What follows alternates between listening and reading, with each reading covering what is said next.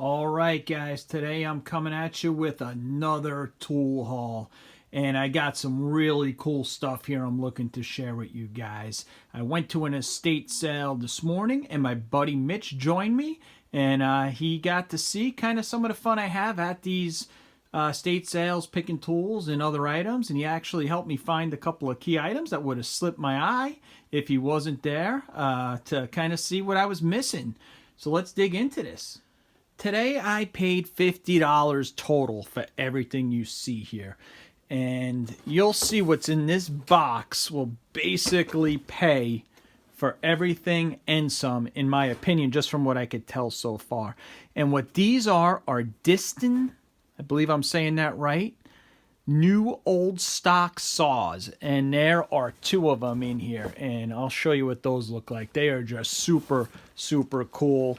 And then I got a lot of assorted tools, and this is a major pliers haul. You're gonna see some really cool vintage pliers, as well as a lot of tools that are kind of unique that I haven't come across.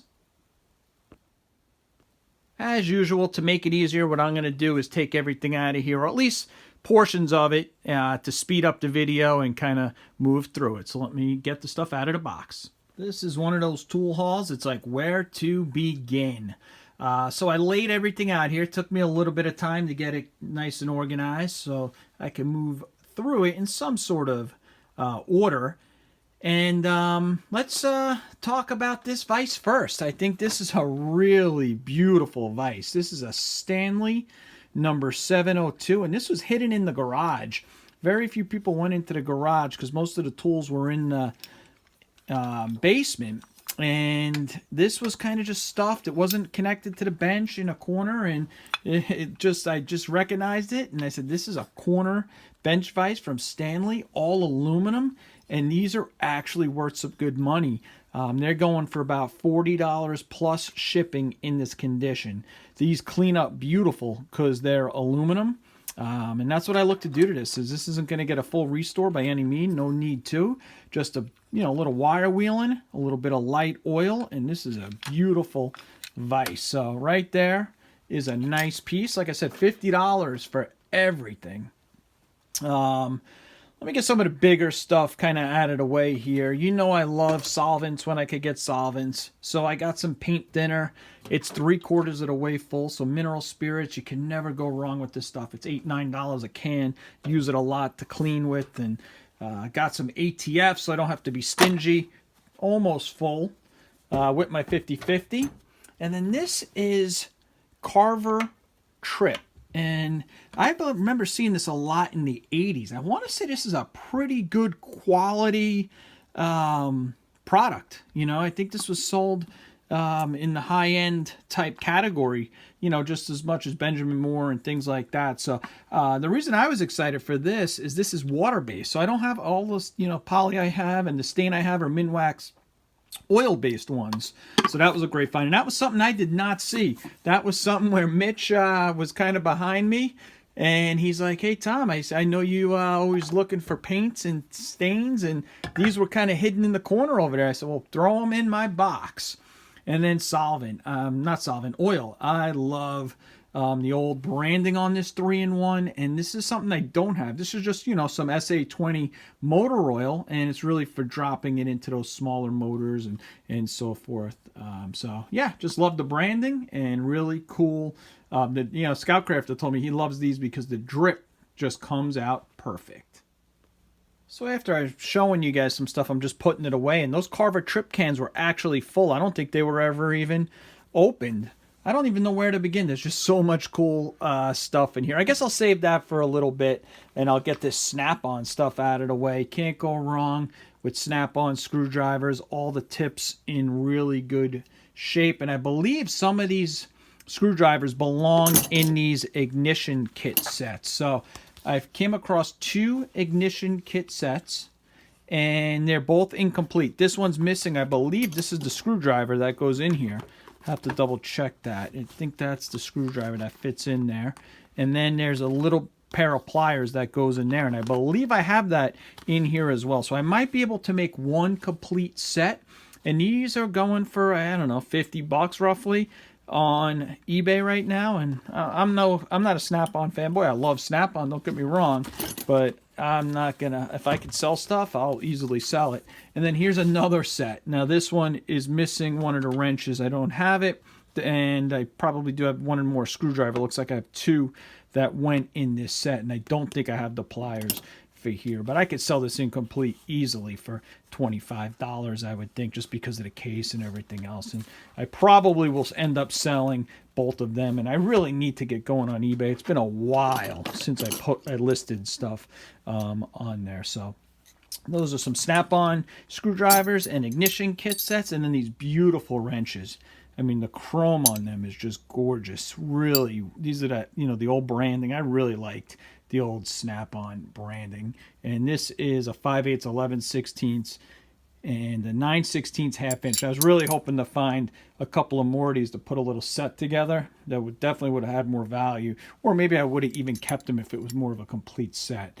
But I have plenty of open-end wrench sets, whether it was Craftsman or Armstrong. I got them all. So these, I looked, about $15 each. I did, as I was putting all this stuff up, look up a couple things just to try to get a price on some of them. And some of them I actually hit on the wire wheel on a couple of key spots just so I could see the maker's marks.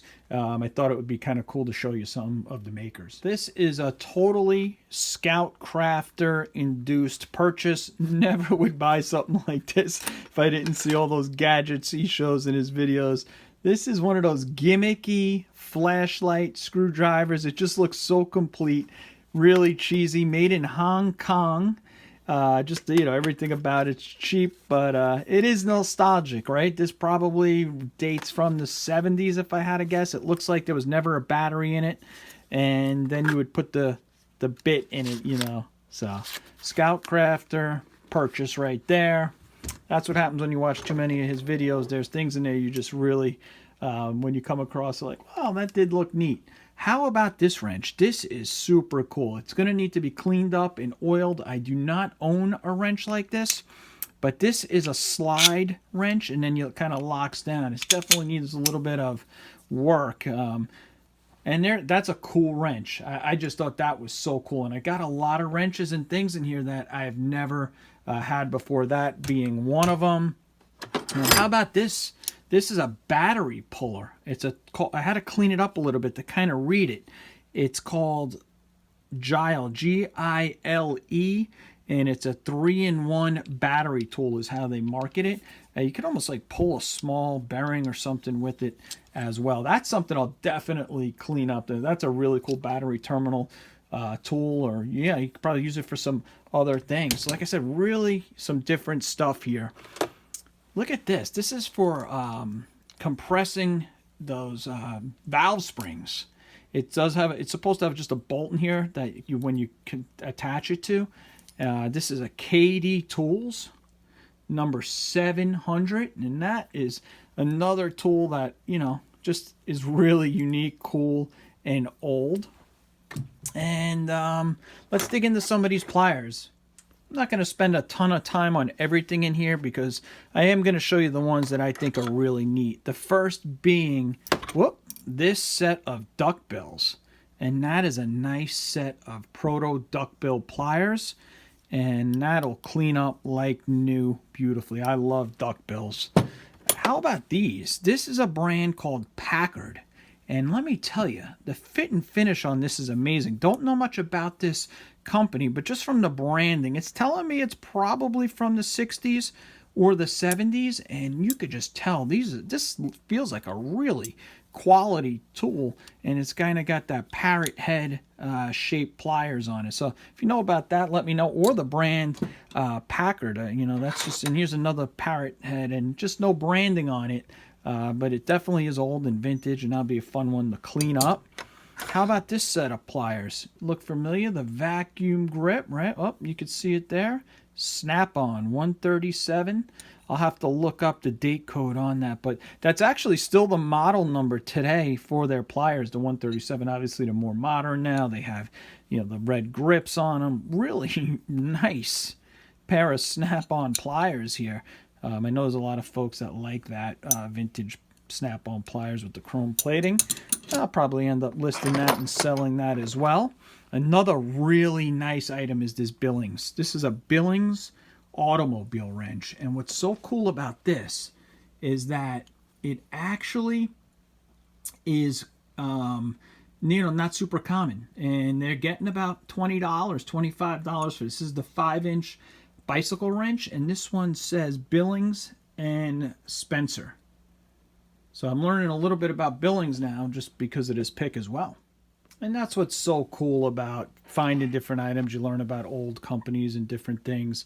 Look at this micro.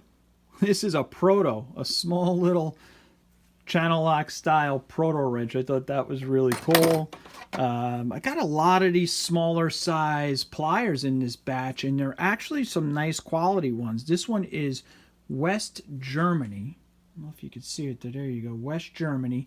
Really good steel. You could tell they were really well made. If you guys know about this, let me know. This is a Channellox. It says number 46. And I can't figure out exactly what it is. It's like almost like a little, it's got a spring here, and it's obviously some sort of like little tweezer type item made out of aluminum, so maybe for something with electric. I don't know. I thought that was kind of neat. I had to have it. I'm digging through the bottom here. Western Forge. There's a little WF on here. There's no other branding on it. And this is a tiny little 4-inch Western Forge adjustable wrench. And here's the snap-on little pliers that goes in the ignition wrench set. And I could clean this up on the wire wheel and maybe lightly on the belt sander to complete that set. So I could get $50 to maybe $60 for that ignition wrench set. And then just some other really nice pliers here. These are, I think, Utica Tools. As you can see, the teeth are just perfect on them. And that's like a nice 7 to 8-inch pair of dikes. This I really love. This is another item that my buddy Mitch found that I missed when I went through. And this is the Craftsman. I never seen that before where it had the stamp like that, made in the USA, in that part of the pliers. Thought that was really unique. I love this brand, this vintage where they use that rubber handle. It usually has a C somewhere stamped on it for this vintage, but those will clean up like new. I love those. So Mitch, thanks again. If you guys don't remember, Mitch is the guy that gave me that rusty box of tools that I cleaned up, and then I cleaned one of the vices up and gave it back to him. So there's some USA made little pliers there. Here's another nice pair of pliers. These are, this I wanted to ask the folks from England. I know we have a lot of folks that watch from England. This is Wilkinson, England, and this is a real, you could tell the quality on this is great. This is a little pair of Lyman's pliers, maybe 6 inches, really well made. I look forward to cleaning this up, but yeah, I don't know about this brand Wilkinson. We don't have that here in the States, and would love to hear about it. It sounds like it just feels like it's really good quality. I really like this design. You can see it says US on it, but that's about all I can make out on it. Love angle-headed needle nose pliers. Those will be a fun project. And then another pair of Utica pliers, and these will be great. Look how beautiful the Utica stamping is. That's how you can kind of tell the older pliers had really nice stampings on them. And what's nice about this is you can actually separate it, and that'll clean up like a dream. Wow, is that a pliers haul or what? All right, a couple more items in this tote. And if you guys don't know my trick, I always like to grab a tote to put the stuff in I'm purchasing. And whether it's a tote, a nice container, a tin box, something that you basically got for free. So I got this, this doesn't feel super high quality, but hey, a couple of dollars free. Nice indexing drill bit, Chicago Electric. Unfortunately, a lot are missing. But what is nice is it has a lot of the smaller sizes that are all new and never been used. And that's usually what is missing in these or broken in these sets. So I'll use this to complete another set. And they're just really good quality, the Chicago Latrobe. I messed with those in the past. Really nice quality. Here's another great high quality set. And I love the old Hanson branding, right, in Massachusetts, and I just love the quality of them. This one is a little bit more complete, missing a handful, but yeah, if I could find a couple of, missing 4 of them here, 4 drill bits, this would make a nice complete set. So maybe I won't find Hanson ones, but if I come across some good quality USA bits, I'll throw them in there. And then the last thing in this bucket is just nothing more than a adjustable wrench, but this is Atco, and I don't have any out of Atco, that brand. You know, I got all the other ones from Jamestown, New York, and all the other brands out there. But this one, Lima, Ohio. And I don't know, I like stuff where it says not only Ohio, where it was made in Ohio. I don't know, I just really like when I can find something like that. Probably not rare, not super valuable, just cool to me. I know you guys are probably anxious to see those Distin hand saws, as am I, to show them to you. So let me just get through these last couple of bins here. Nothing more than hardware in this bin, but hey, really good steel, right? Look at, even you could get something like that. That's great to have. I love like a handle, a knob like this. This could come in on any other restoration project, especially a handle like this. This looks like almost a handle to an angle grinder or something like that. So anytime you need a handle, hey, you got one there. Steel brackets are great as well. And then this one's got a lot nicer hardware in it, in my opinion. But look at this. This is a Challenger. So I believe Challenger was also bought out by Proto, very similar. Nice. I love these when they have the little 1/4-inch drive attachment in the back, so you could use it as an extension. I'm going to clean this up. I ordered some Flitz, 357 Magdag. You know, you convinced me to try some Flitz, so I got it on order, and I'm going to use it on the plastic on here and give this a nice cleanup. I love 1/4-inch drive handles. I collect these almost. Like, that's kind of one of those weird things. Whenever I grab them, I could find them, I grab them. Just some really nice hardware in here. More steel pieces, which I like, but this has got really nice all threads and some nice stuff that can come in handy when working on projects. All right, let's take a look at those saws. That is the star of the show. So first off, what's so cool about these saws is that they're in the original box, as you can see there. Richmond, Virginia, and there was 4 of them in this box. And there was another gentleman there that he actually identified them first at the estate sale, and he took 2 of them. And I said, "Hey, I hope you don't mind if I take the other 2." And he said, "Sure thing." And I said, "I'm going to take the box as well," and he had no problem with it. And I love the box because, to me, I love it when you can see it originally how it came, and that's originally how these came. As you can see, with there's like that paper, that parchment paper. It's not parchment paper, but you know, that antioxidant type paper to keep them from rusting. And look how beautiful they are. So as you can see there, this is a number 600 Imperial by Distin, 6 points, Danville, Virginia. And look how beautiful. It's got this branding on here. That's kind of their logo, Distin, USA. This is 6 point. I guess that's kind of referring to the teeth and how it works. And, you know, these are just really quality saws from what I could tell. Don't know much about them. Like I said, with all of this stuff I picked today, if you guys know about this stuff, please put it in the comment section. I learned so much from you guys. I mean, these are just neat. I don't foresee myself selling them. I might sell one of them. Who knows? They're looking like they're going for $75, $100. I'm going to have to double check what I saw, but I want to say that's what they were selling for. And here's the other one. You know, they are in great shape. Slight rust on a couple spots. Nothing more that I couldn't take out of that. I will, if they are as valuable as I think they are, I am going to actually hit this with the Maxi Film purple, the deep purple stuff, royal purple, that I've did the video on recently. If you haven't seen that video, check it out. It's a really great rust preventative product. And if I put a thin layer on that after I clean this up, it'll protect these for a lifetime. So I don't know what makes these so special. Maybe it's the quality. Maybe they don't make them anymore. I have to do more homework on it and learn more about those saws. All right, guys, there's just about everything. I did put a bunch of stuff away. I do got to get back to finishing my Miller's Falls. Working on a little bench vise right now, and I want to get that video out.